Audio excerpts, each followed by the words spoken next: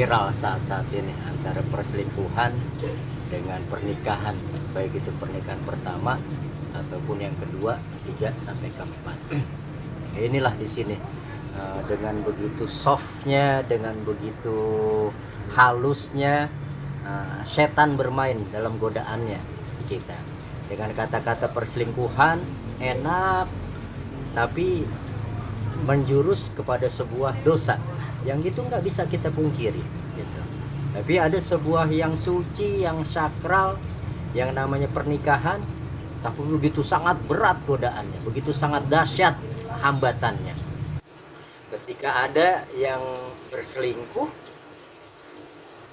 tanggapannya soft aja gitu. Tapi ada yang ketika melaksanakan pernikahan, walaupun dalam tanda kutip dia menikah yang kedua, dalam artian dia sudah memiliki istri, dia menikah lagi, dengan kita sebut poligami. Hujatannya segala macamnya begitu sangat berat.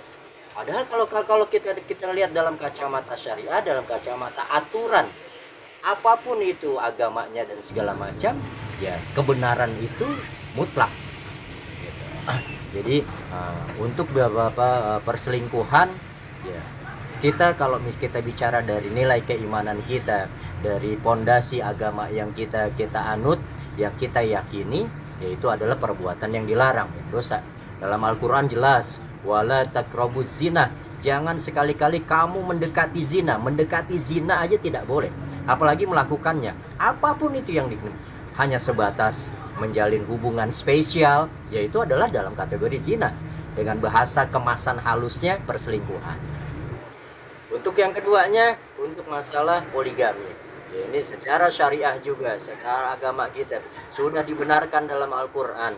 Fankihu ma tabalakum minan nisa masna wa thulatha wa ruba. Jika kamu nikahilah wanita-wanita untukmu, olehmu, 2, 3 atau 4. Tapi ada catatan, ada underline yang disyariatkan oleh Allah Subhanahu wa taala. Fa in khiftum alla ta'dilu, jika engkau khawatir, kita apa namanya?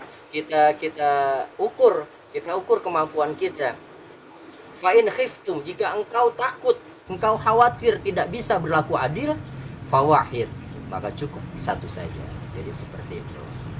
Memang kalau untuk poligami, ya kalau secara sunnah Rasulullah SAW kita lihat bagaimana baginda Nabi melakukan poligami setelah wafatnya Sayyidatuna Khadijah al-Kubra. Jadi istri beliau yang pertama, istri beliau yang sangat beliau cintai, istri pertama beliau. Setelah beliau wafat baru beliau melakukan, dan itu bukan seperti yang saat ini dilakukan. Rasulullah, orang mengambilnya kata-katanya sunnah Rasulullah, tapi lihat bagaimana Rasulullah melakukan poligami. Dengan siapa? Dengan para janda-janda syahidah yang suaminya wafat dalam medan perang, dalam medan tempur, yang beliau membela baginda Nabi Muhammad SAW, yang apa? Yang wanita-wanita yang sudah berumur, yang anaknya banyak, yang segala macam. Jadi bukan karena syahwat, bukan karena nafsu. Itu dari segi poligami. Jadi bagi kita jangan menghujat ataupun kita membuli orang-orang yang melakukan daripada poligami. Karena apa? Secara syariat memang dibenarkan. Dia melakukan ibadah, dia melakukan suatu hal yang suci, dia melakukan hal yang dibenarkan oleh syariat agama yang dianut oleh mereka, khususnya orang-orang Islam. Ya, memang secara syariat, secara aturan agama dibenarkan. Ada nas atau ada dasarnya. Nah, untuk yang berselingkuhan, sama-sama. Apapun itu dalihnya dan yang lainnya, sebaiknya sebisa mungkin kita hindari itu, kita cegah itu, jangan kita dekati itu. Karena apa?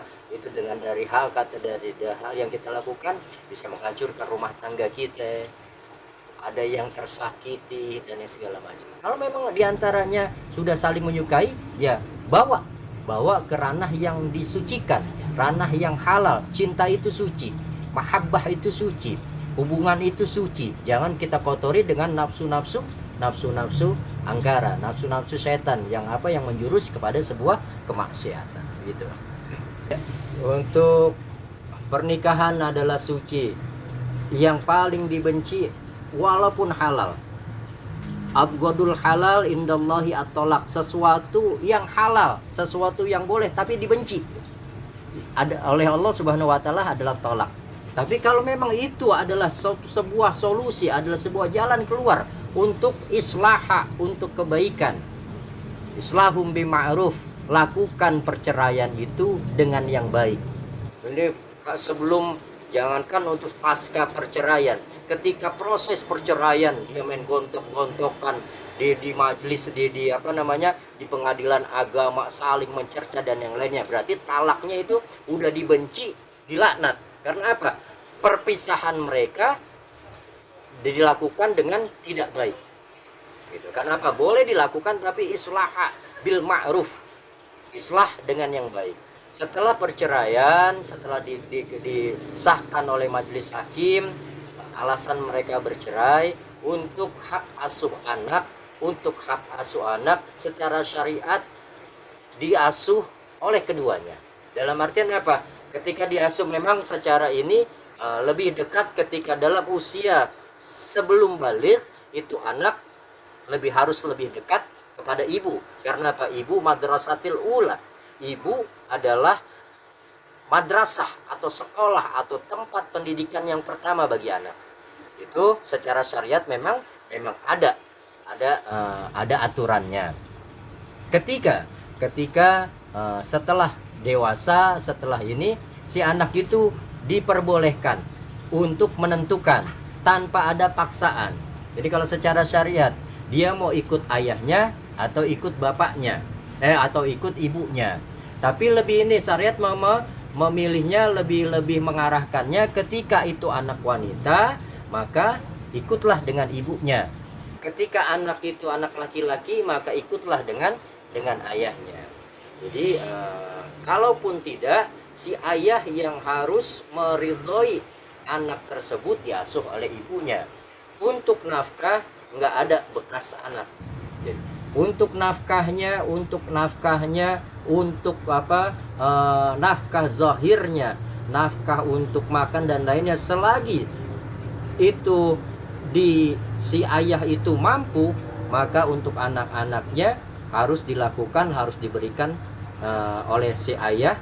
Nggak ada mantan ayah terhadap anak-anak, diberikan kepada ibunya tanpa memberatkan. Yang nggak boleh itu menuntut. Ketika ini suami saya, mantan suami saya, ada klausal, ada nominal yang dibubuhkan di situ. Setiap bulannya harus mengeluarkan uang nafkah untuk anak-anaknya sekian juta, sekian puluh juta, itu nggak boleh. Jadi antarodin, harus ada kata ridho dari ayahnya. Karena apa? Rezeki itu nggak bisa dipaksakan.